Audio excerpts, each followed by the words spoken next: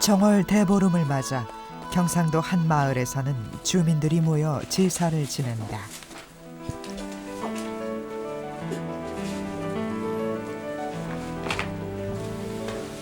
오래전부터 마을의 수호신으로 섬기고 있는 문수신. 사람들은 문수신에게 마을의 안녕과 풍년을 기원한다.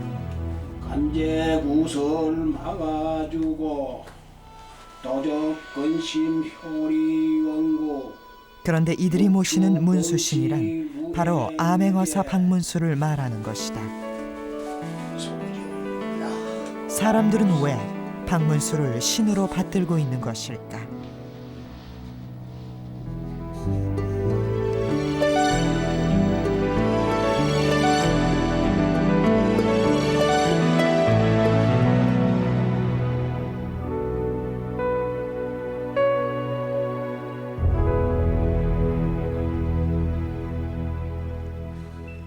박문수는 우리에게 암행어사로 잘 알려져 있는 인물입니다. 암행어사는 조선시대에만 등장했던 특별한 직책으로 임금의 명을 받아 비밀리에 임무를 수행하는 관리를 말합니다. 이들은 주로 수령들의 비리를 고발하고 백성들의 고충을 해결하는 역할을 도맡아 했습니다. 힘없고 가난한 조선 백성들의 마지막 희망이 바로 이 암행어사에게 있었습니다. 조선시대에는 명종 이후 약 350년간 무려 600여 명의 암행어사를 파견했습니다. 이 많은 어사들 중에서 오늘날까지도 기억되고 존경받는 암행어사가 바로 박문수입니다. 그런데 암행어사 박문수의 구체적인 행적에 관해서는 알려진 바가 그리 많지 않은데요.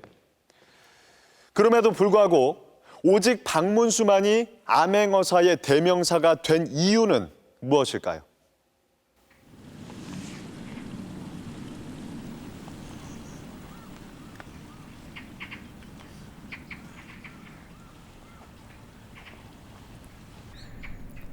경상도 문경세제의 세 번째 관문인 조령관. 이곳에 어사 박문수에 관한 전설이 전한다. 암행어사 박문수가 조령관을 지날 때 산봉우리에 마패를 걸어두었는데 그 때문에 마패봉이라는 이름이 붙게 됐다는 것이다. 저 뒤에 보이는 봉우리가 마패봉이라고 해서 어사 박문수가 이곳에 와서 쉴 때에 마패를 걸어놓은 곳이라는 지명이 전하고 있는 곳입니다. 아마 영남 어사로서 발령받아 와서 이곳에서 쉬면서 자기의 업무에 대한 각오 이런 것들을 다진 장소라고 할 수 있겠습니다.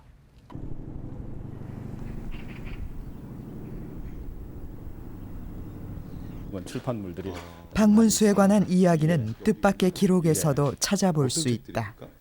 지금 여기 꽂혀 있는 책들은 한국 구비문학대계라고 하는 책인데요. 우리나라에 전래되던 우리나라에 내려오는 구전설화 15,000여 편을 모아놓은 한국 구비문학대계. 인물 관련 설화 중 가장 많은 수를 차지하는 것이 바로 어사 박문수의 이야기다.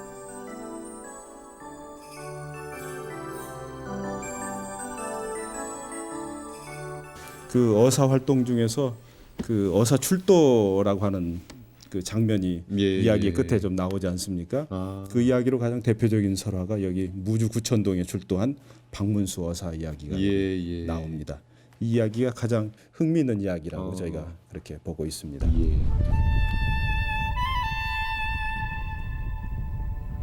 설화 속의 박문수, 그는 과연 어떤 인물이었을까?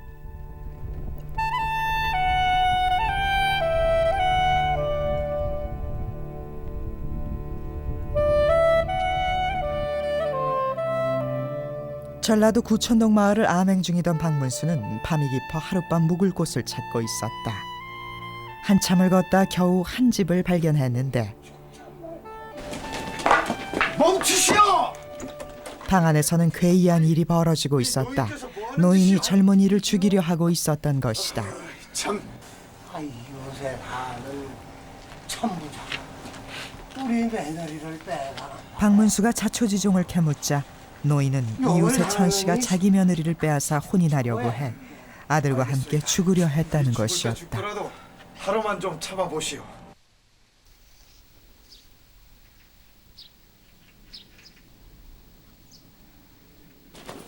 다음 날 박문수는 천 씨의 혼례식장으로 출도했다. 그리고는 천 씨를 끌어내 그 죄를 물었다.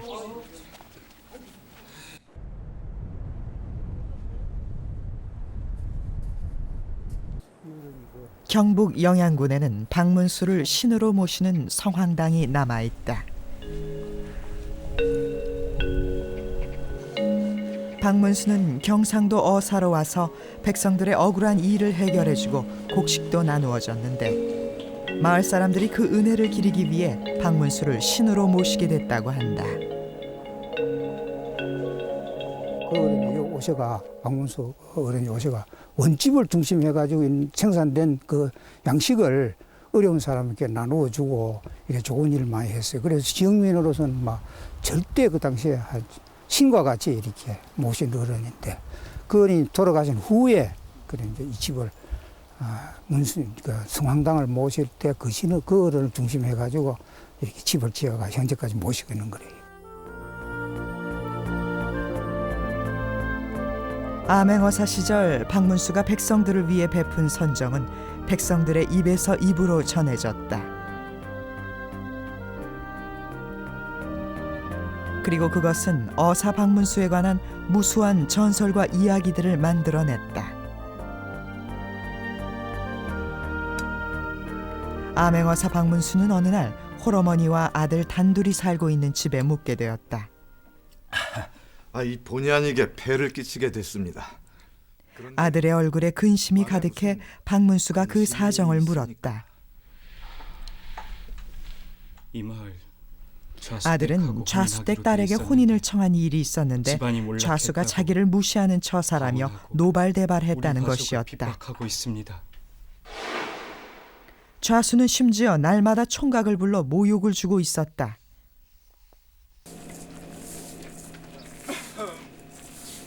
좌수 영감 계신가? 무슨 일로 오셨습니까? 이들의 딱한 사정을 들은 박문수는 곧장 좌수댁으로 찾아갔다. 박문수는 총각의 삼촌 행세를 하며 왜 조카를 모욕하느냐고 따진다. 가난한 집에 딸을 보낼 수 그러나 좌수가 들은 척도 않자 결국 박문수는 자신의 신분을 밝혔다. 마패 말씀대로 하겠어. 그리고 좌수에게서 혼인 약속을 받아냈다. 또 좌수의 재산 절반을 사위에게 주도록 했다.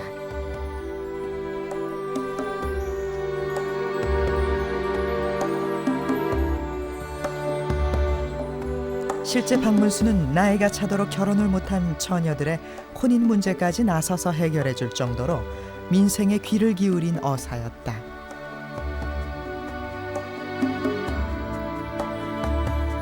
암행어사 박문수의 활약담은 조선시대 이후로도 꾸준히 전해져 1920년대 소설로도 등장했다. 오직 백성을 살피고 돌보는 데 전념했던 박문수는 소설을 통해 더욱 강하고 전지전능한 암행어사로 다시 태어났다. 박문수가 한두 번 그 암행어사 노릇을 했고 또 백성들이 삶을 좀 도와주고 바로잡아 주려고 하는 의지를 가진 인물이었다고 하는 인식이 퍼지면서 그 암행어사하면 박문수, 박문수하면 암행어사로 이야기가 확장되고 또 그 이야기가 자꾸만 재생산되면서 널리 꾸며지고 퍼졌다고 생각이 됩니다. 시대를 뛰어넘어 민중들의 희망으로 기억되고 있는 암행어사 박문수. 그의 전설은 지금도 계속되고 있다.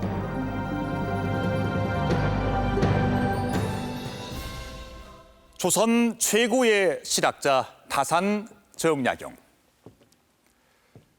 추사 김정희, 그리고 명재상이었던 최재공. 이들의 한 가지 공통점은 모두 암행어사직을 수행했었다는 것입니다. 하지만 이 사실을 아는 사람은 그리 많질 않을 겁니다. 이렇게 쟁쟁한 인물을 두고도 암행어사의 전설로 내려오는 사람은 바로 박문수지요. 그렇다면 박문수는 과연 어떤 암행어사였던 것일까요?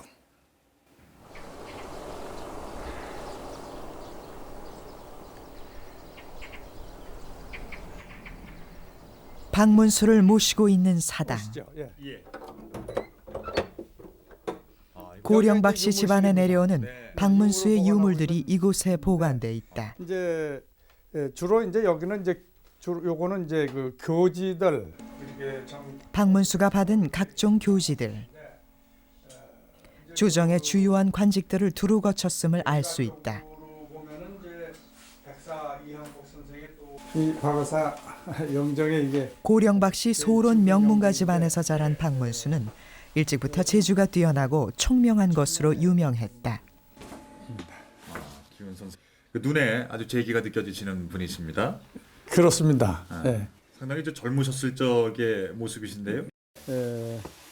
이것은 요 다음에 보면은 이제 여기 이제 고조 할아버지. 그러나 어린 시절 박문수의 삶은 순탄치 못했다. 박어사의 아버님 되시는 이제 항자 한자가 이제 여기 계시는데 아버님이 8살 때 이제 돌아가시고 큰 아버님이 곧 또 전해 돌아가시고 할아버지 돌아가시고 그래서 집안의 어른들이 다 돌아가세요. 어린 문수를 키운 것은 어머니였다. 어머니는 온종일 길쌈을 해서 끼니를 마련하고 아들을 공부시켰다.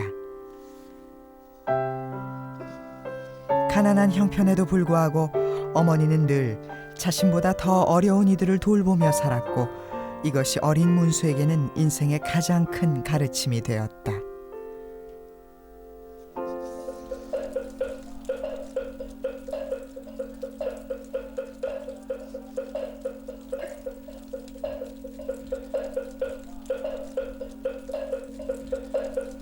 조선시대 과거 시험을 앞둔 젊은이들이 많이 찾았다는 칠장사. 여기서 기도를 하면 장원급제를 한다는 전설 때문인데 박문수도 이곳을 들렀다는 이야기가 전해진다.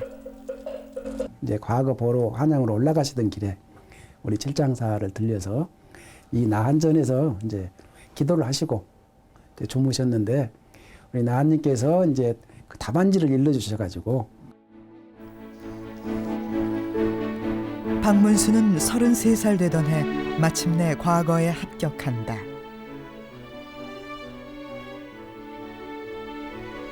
그리고 4년 후 박문수는 암행어사로 임명된다.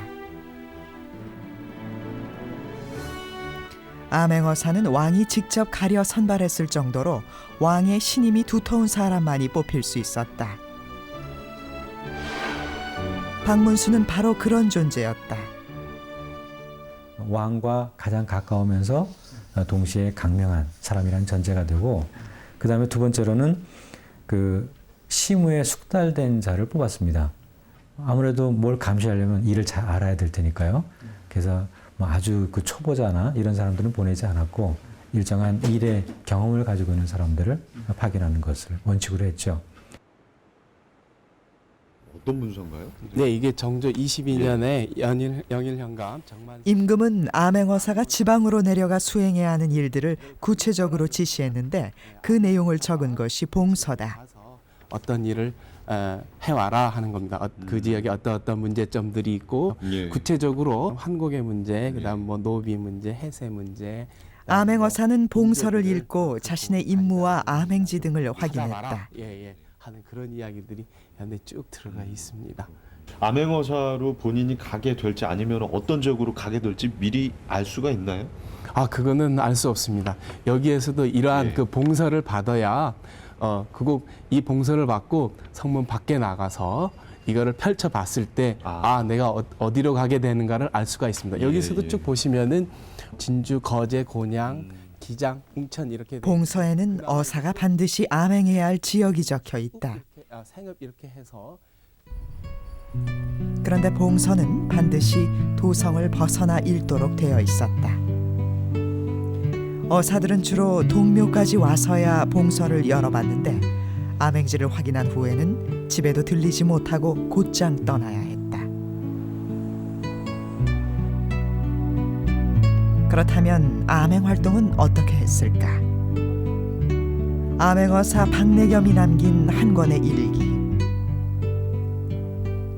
일기는 당시 어사들이 임무를 수행하기 위해 얼마나 많은 고충을 겪어야 했는지를 잘 보여준다.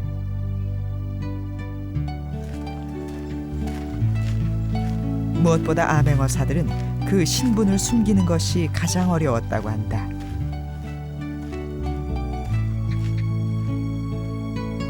사람들의 의심을 받고 미행을 당하는 일도 자주 있었다.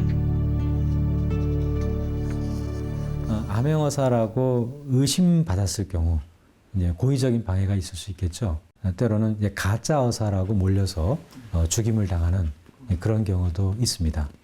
그러니까 암행어사는 암행이라는 그 신분을 유지하기 위해서 때로는 목숨을 버리는 그런 위험까지도 감수해야 할 대단히 어려운 직무였다고 볼 수 있죠. 실제로 전라도에서는 암행어사 홍량한이 사망하는 사건이 발생했는데 관하로 출도 직전 점심밥을 먹고 죽은 것이었다. 이 때문에 독살의 의혹을 받았다. 이처럼 암행어사들이 신분을 감추고 활동하기란 쉽지 않았다.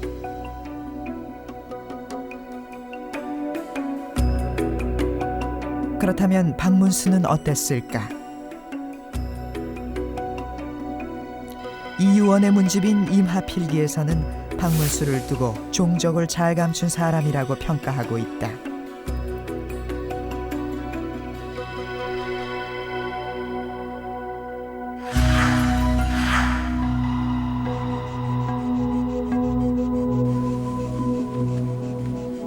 가난한 선비로 변장을 하고 박문수는 마을 곳곳을 염탐하며 다녔다.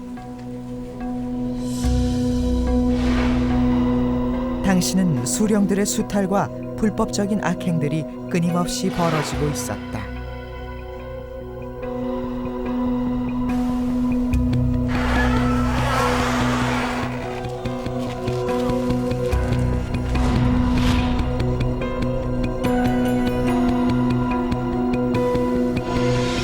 자인형감 남국하는 박문수는 수령들의 비리를 낱낱이 고발하고 이들을 가차없이 처벌했다. 백성들은 원망하며 대구 판관 윤숙은 사람과 관직이 걸맞지 않고 전혀 일을 모르며 울산 부사 이만유는 어리석고 미련의 일을 살피지 못하니 아전들이 그것을 빌미로 간사함을 부리고 있다. 이에 세 사람 모두 파직할 것이다. 평소에 박문수는 그 탐관 징계법을 엄격하게 집행을 해야 된다. 그런 생각을 가지고 있었는데 오사로 내려가서 더욱이 흉년이 들었는데도 그것은 기민들 구제 사업을 소홀히 하고 있었던 수령들을 정말로 가차없이 징벌을 했기 때문에 국민의 인기를 정말로 한 몸에 받았고 그때부터 이미 어사로서의 전설이 되었죠.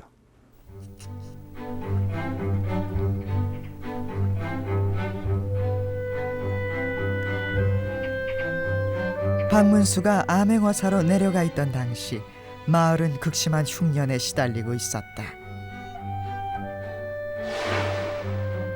홍수와 가뭄이 번갈아 마을을 휩쓸고 있었다. 박문수는 백성들의 고통을 더 이상 두고 볼 수만은 없었다. 자신이 가지고 있던 곡식을 털어 굶주린 백성들을 위해 내어놓았다.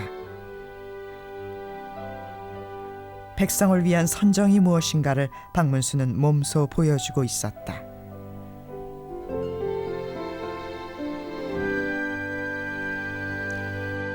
암행어사로서 박문수가 보여준 행동들은 상당히 파격적이었습니다. 자신의 사제를 털어 백성들을 구했으며 분징지청, 즉 조정의 대신들도 가지고 있던 곡식을 나눠낼 것을 청했습니다. 당연히 당시 지배계층들이 이런 박문수의 행동을 쉽게 용납할 리 없었겠죠. 급기야 박문수에 대한 노골적인 비난들이 쏟아져 나오기 시작합니다.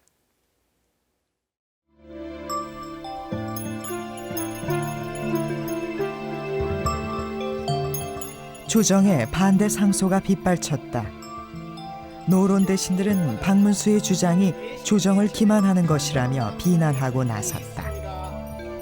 어찌 조정에서 억지로 곡식을 바치게 할 수가 있겠습니까? 더구나 노론이 권력을 쥐고 있던 당시 소론이었던 박문수는 정치적으로도 적대적인 존재였다. 박문수에 대한 공격은 계속됐다.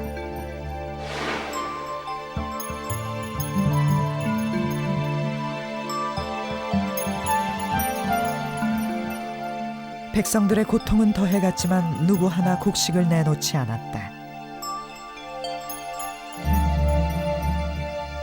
그 진율곡을 마련할 때 되게 그 진율곡을 내놓을 수 있는 사람들이 아무래도 지방에 있는 지주들이죠.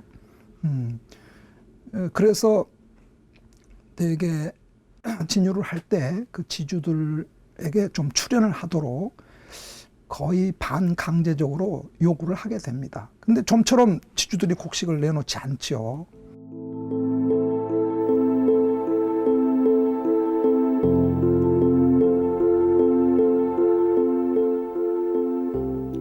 굶주린 백성들이 늘어가자 조정에서는 흉년이 들었을 때 대처하는 방법까지 내놓았다. 굶어 죽는 사람을 구하는 법과 굶은 상태에서 음식을 먹는 법까지 자세히 알려주고 있다.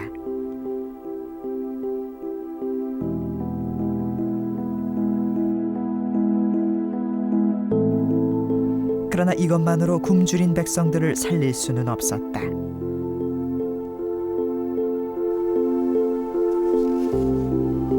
박문수는 삼남지방에서 목격한 조선 백성들의 현실을 임금에게 낱낱이 고했다. 영조가 보고받은 내용은 믿을 수 없을 정도로 끔찍했다. 굶주린 백성이 사람의 시체를 구워 먹었다는 것이었다. 영조는 곧장 대신들을 불러 모았다. 이 자리에서 박문수는 대신들의 녹봉을 감해 백성들을 구하자고 주장한다. 대신부터 차례대로 녹봉을 감한다면 팔도의 인심이 모두 다 감격할 것입니다.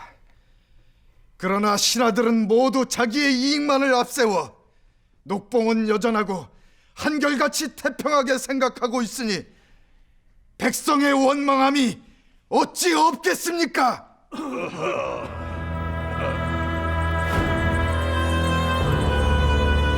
대신들이 자신의 이익만을 챙기려 한다는 박문수의 비난.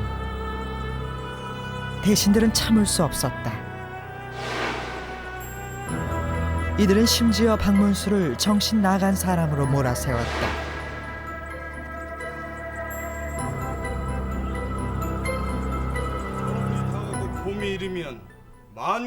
그러나 대신들의 계속되는 비난에도 불구하고 영조는 이를 귀담아 듣지 않았다. 호수에는 해청에 대동미 2,000석을 나눠주도록 하라. 박문수의 청에 따라 문무백관의 녹봉을 감하게 했다. 반발이 더욱 거세질 것은 분명한 상황. 영조는 왜 박문수를 믿었던 것일까? 영조 4년, 이인좌를 중심으로 한 소론들이 반란을 일으킨다.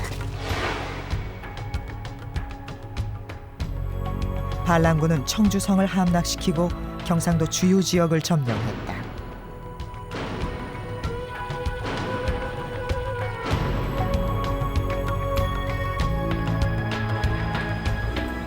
영조는 병조판서 오명항에게 반란군 진압을 명령한다.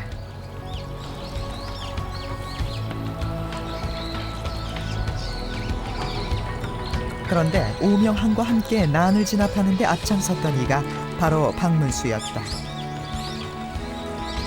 박문수는 오명항의 종사관으로 출정했다.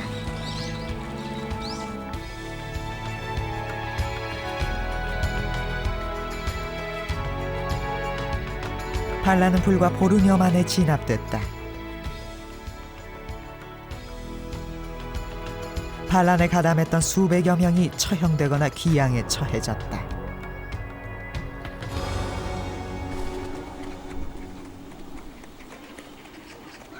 반란이 평정된 직후 영조는 박문수에게 민심을 수습하는 일을 맡겼다. 박문수는 백성들이 동요할 것을 염려해 홀로 반란지로 들어갔다. 자신의 목숨보다는 나라를 구하는 것이 먼저였다. 너희들에게 죄가 없다는 것을 박문수는 달아난 백성들을 불러 모았다. 그리고 더 이상 죄를 묻지 않겠다며 백성들을 안심시키고 다시 마을로 돌아와 농사를 짓게 했다. 조정에 박문수의 이름을 널리 알리게 된 것이 바로 그 일 때문이 아닌가. 또 영조의 경우도 정말 이 그 박문수가 나를 위해서 또 국가를 위해서 이렇게 그 자신의 진심을 다하는구나 이렇게 인정하게 되었다고 볼 수 있습니다.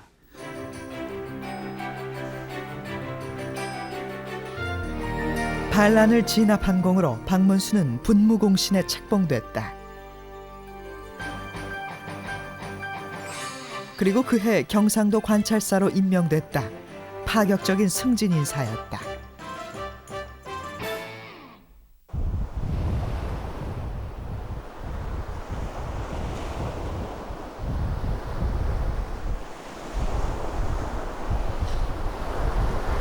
관찰사 시절 박문수는 영일만 바다에 가재도구와 관이 떠내려오는 것을 목격한다. 바다를 덮을 정도로 엄청난 양이었다.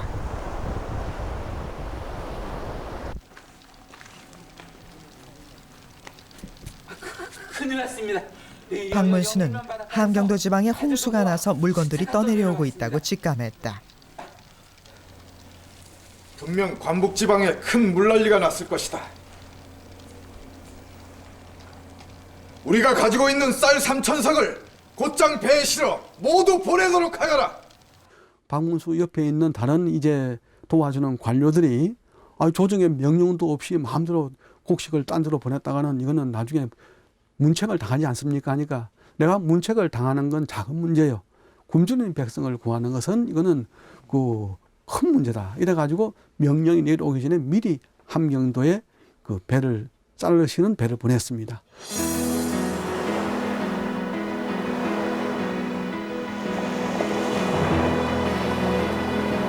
쌀을 실은 배가 도착하자 백성들은 크게 놀랐다. 박문수가 곡식을 보내준 덕분에 함경도 백성들은 굶주림을 면할 수 있었다. 그들은 박문수의 공을 기리는 비를 세우고 그 은혜에 감사하는 마음을 새겨 넣었다.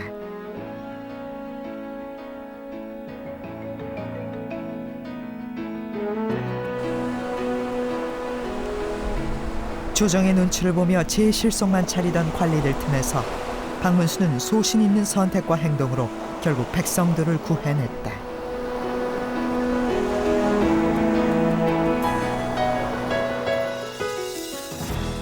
박문수는 무슨 일이 있어도 할 말은 하고 자신의 주장을 관철시키고야만 매우 강직한 성품의 인물이었습니다. 이런 강직함으로 박문수는 항상 백성들의 편에 서서 백성들을 구제하는 데 앞장섰습니다. 암행어사직을 마친 박문수는 이제 조정에 돌아와서 백성들을 위한 정책과 개혁을 본격적으로 추진하기 시작했습니다.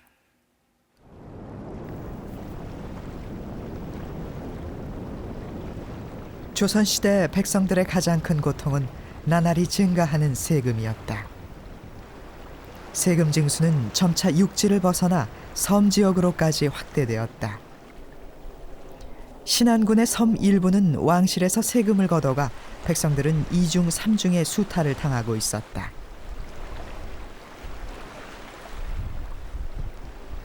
세금을 부과를 했을 때 한 군데서만 걷어가면 그 농민들의 의무를 다하는 것으로 이렇게 처리가 돼야 되는데 지방 행정과 관련된 데서 걷어가고 중앙 왕실 궁방에서 또 걷어가고 토지는 한정되어 있는데 여러 가지 그 부가들이 중복돼서 나타나기 때문에 시간이 흐를수록 그 농민들이 겪어야 되는 그 고통은 배가 된다라고 그렇게 볼 수 있겠습니다.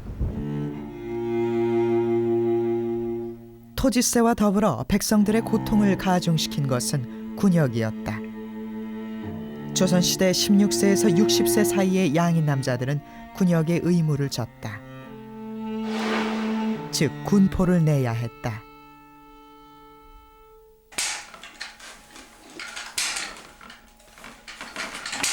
군포는 16개월에 2필씩을 냈는데 양반들은 내지 않고 일반 백성들에게만 부과되었다.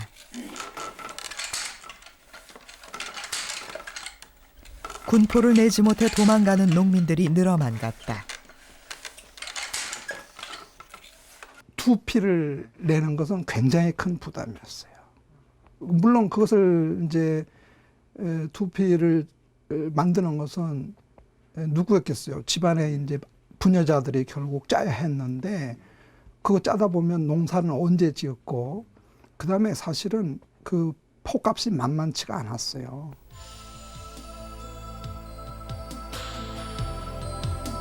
군포의 폐단은 갈수록 더해갔는데 당사자를 대신해 친척이나 이웃에게 거두거나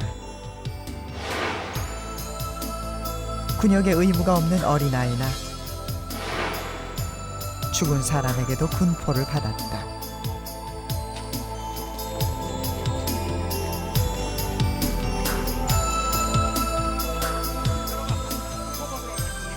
백성들은 부과되는 군포를 내지 못하면 다른 재산으로라도 그만큼의 몫을 빼앗겼다.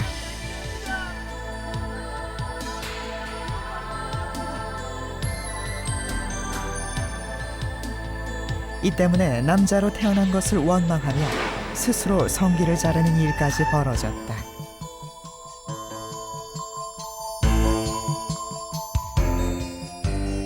그러나 백성들이 아무리 억울한 일을 당해도 수령이 처벌을 받는 일은 드물었다.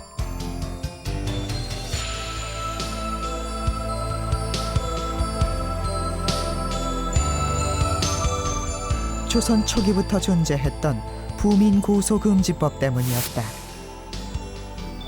법에 따르면 수령을 고소한 백성은 곤장 100대와 징역 3년에 처해졌다.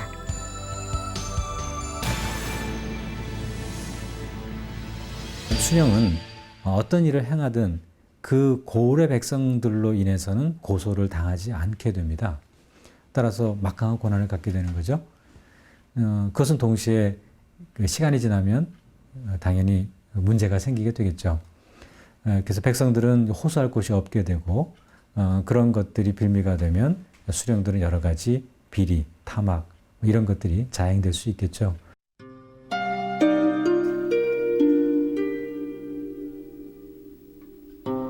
박문수는 세금에 짓눌리고 폭정에 시달리는 조선 백성들의 절망적인 상황을 누구보다 잘 알고 있었다.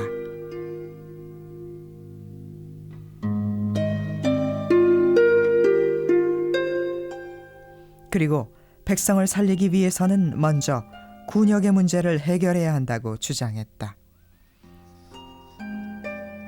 박문수의 주장에 따라 조정에서도 몇 년간이나 논의가 계속됐다. 마침내 영조는 2필의 군포를 1필로 감하는 균역법을 단행한다. 신이 양역의 혁파를 제안한 것은 전부를 줄이자고 한 것이지 1필만 감하자는 것이 아니었으며 크게 변통하자는 것이었지 조금만 바꾸고자 한 것은 아닙니다, 전하. 당장은 부담이 적어졌다고 하더라도 부족한 군포는 결국 백성들이 채워야 했다. 이러한 폐단을 막기 위해 박문수는 양반도 세금을 내야 한다고 주장했다. 박문수는 양반 상놈할 거 없이 군역에 대한 부담을 지자. 그 방법은 각 호마다 돈을 내면 된다. 호전을 내자. 호전법을 시행하고 그래도 모자라면 어염죄로 충당을 하자. 이런 입장입니다. 그러니까 이 노론이라는 이런 입장에서는 뭐냐면 양반과 상놈을 가르는 게 군역을 지느냐 지지 않느냐인데 지금 그 얘기대로 하면 양반 쌍놈의 구별을 없애자는 거고, 그는 결국은 조선이라는 나라를 없애자는 거다 하면서 아주 그 영조한테 대놓고 반항을 합니다.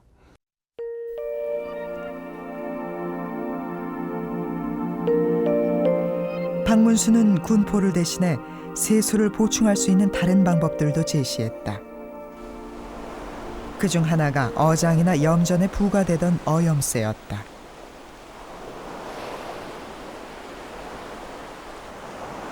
당시 어민들이 왕실이나 권세가에게 바치던 어염세를 국가 수입으로 돌리자는 것이었다. 조선시대 미역이 많이 나는 바위로 유명했다는 미역바위. 박문수는 당시 개인 소유였던 미역바위를 모두 국가로 환수해 세수를 늘렸다. 소출이 전부 다 개인 가문에 돌아가기 때문에 국가적인 재정에 상당히 어려움이 있었어요.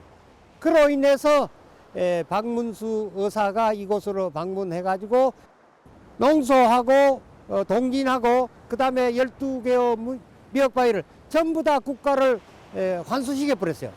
불과 같은 사람입니다. 양반과 일반 백성이 똑같이 세금을 내고 개인의 수익을 국가로 돌리자는 박문수의 주장. 당시 노론 대신들은 이를 용납할 수 없었다.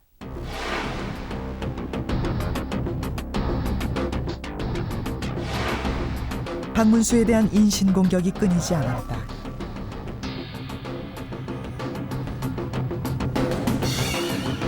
노론에게 박문수는 제거해야 할 적이었다.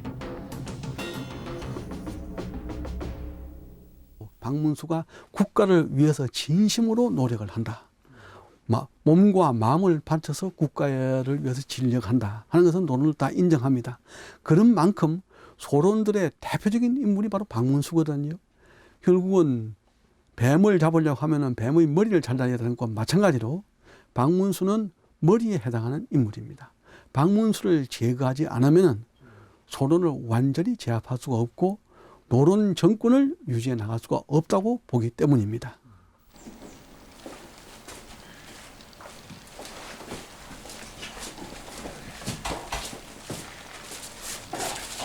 박문수는 결국 모함을 받아 옥에 갇힌다.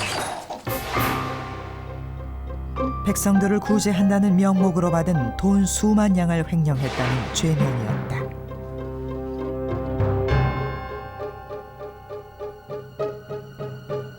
노론들의 철저한 모략이었다. 박문수는 이 거대한 벽 앞에서 홀로 싸우고 있었다.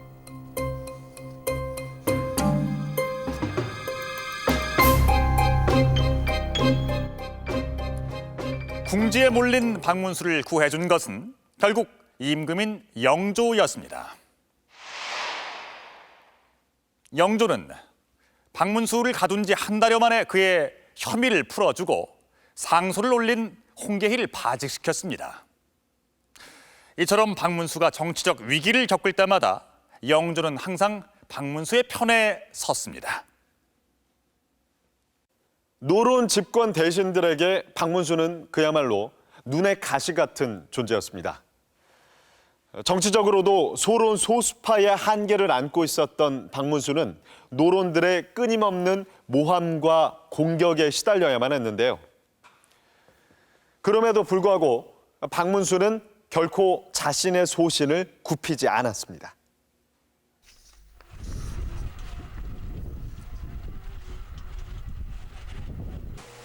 백성들의 굶주림을 해결하기 위해 박문수가 제안한 또 한 가지는 소금이었다.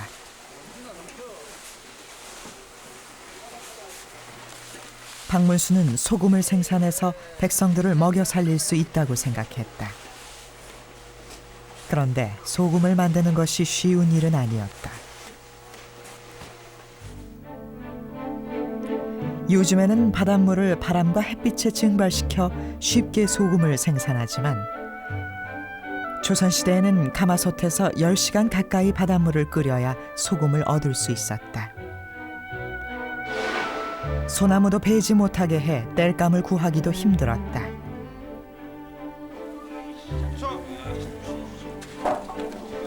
어려운 여건에도 불구하고 박문수는 직접 소금을 구웠다. 노론 대신들은 박문수를 두고 소금 장사꾼이라고 비난했지만 박문수는 개의치 않았다. 박문수를 비롯해서 4명이 그 일을 했는데 그중에 2명이 죽어요. 그 일을 하고 나서. 그렇게 일이 힘듭니다. 근데 이 일은 힘든데 돌아오는 거는 욕이고 그거 안 하려고 그러죠. 근데 박문수는 아주 그걸 잘합니다. 근데 그것도 그냥 잘하는 게 아니고 그렇게 해서 한 3만 6천 석 정도를 6개월 만에 소금을 생산하는데 그게 이제 쌀로 환산을 하면 7만 석이 넘어요. 그러니까 굉장한 효과입니다. 박문수는 궁핍한 백성을 살리기 위해 영조를 질책하는 말도 서슴지 않았다. 백성은 궁핍하고 재물은 고갈되어 하나도 믿을 만한 것이 없으니 300년 종사가 어찌 전하 때에 망하려는 조짐이 아니겠습니까? 국사를 물리치고 마음을 붙이려 하지 않으시니 장차 국가를 어떤 지경에 두려고 그러시는 것입니까? 신하들은 박문수의 거친 말과 행동을 비난했지만 영조는 박문수의 진심을 알았다.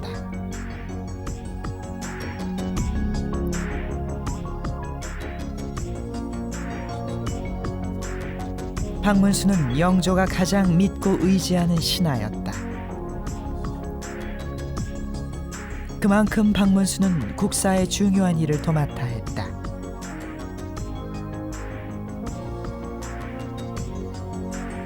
탁지 정례를 편찬한 것도 박문수였다. 조정의 예산을 절약하기 위한 방책을 정리한 것인데 국가재정의 용도와 규제 사항 등을 명확히 제시하고 있다.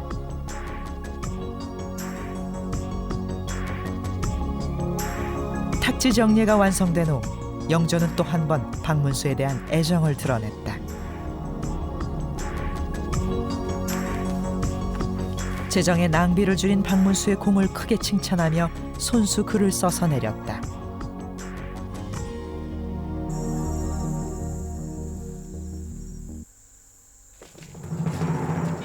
그러나 박문수는 예기치 못한 상황을 맞게 된다.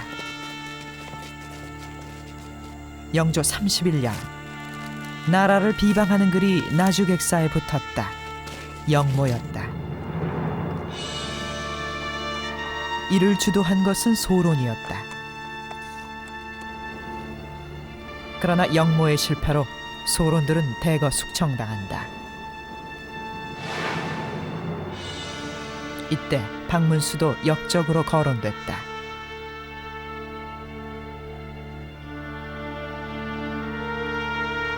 노론들은 이 기회에 박문수를 제거하고자 했다. 영조 31년에 을의 옥사 당시에 박문수도 거기에 걸려듭니다. 그래가지고 처음으로 영조를 30여 년간 섬겼던 그런 신하로서 영조가 아주 신임을 하는 이런 신하인데도 불구하고 체포가 되어서 영조의 앞에서 신문을 당하는 이런 모욕을 당하게 됩니다. 영조마저 처음에는 박문수를 믿지 않았다. 박문수는 스스로 죄인임을 자처하며 세상과의 문을 닫아 걸었다.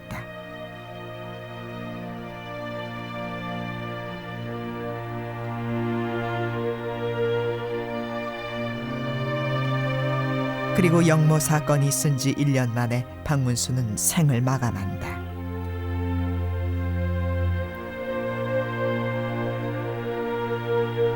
영조는 박문수의 죽음을 누구보다도 안타까워했다. 영조와 박문수는 왕과 신하를 떠나 서로의 마음을 가장 잘 아는 사이였다.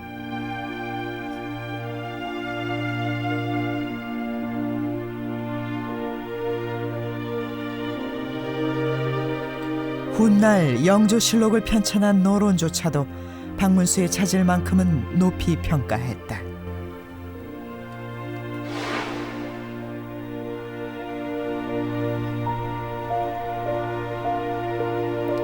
살아생전 벼슬에 욕심이 없었던 박문수는 세상을 떠난 바로 그날로 영의정에 추증되었다. 아무리 조선사회가 양반사회라고 하더라도 양반들도 자기의 기득권을 어느 정도는 포기할 줄 알아야 한다. 그런 입장에서 있었습니다. 그러니까는 일반 양반들한테는 썩 그렇게 달가운 인물은 아니었겠죠. 평생 자신의 임무로 삼은 것은 두 가지가 있습니다. 하나는 그 국가를 바르게 경영한다 하는 이것이고요. 다른 하나는 민생 문제를 자기가 꼭 해결하겠다.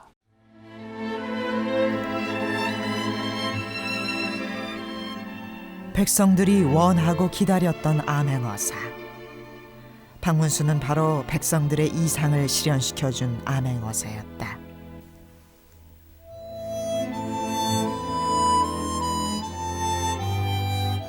원칙과 소신, 강한 개혁의 의지로 백성들을 구하고자 했던 박문수. 그의 이야기는 지금도 계속되고 있다.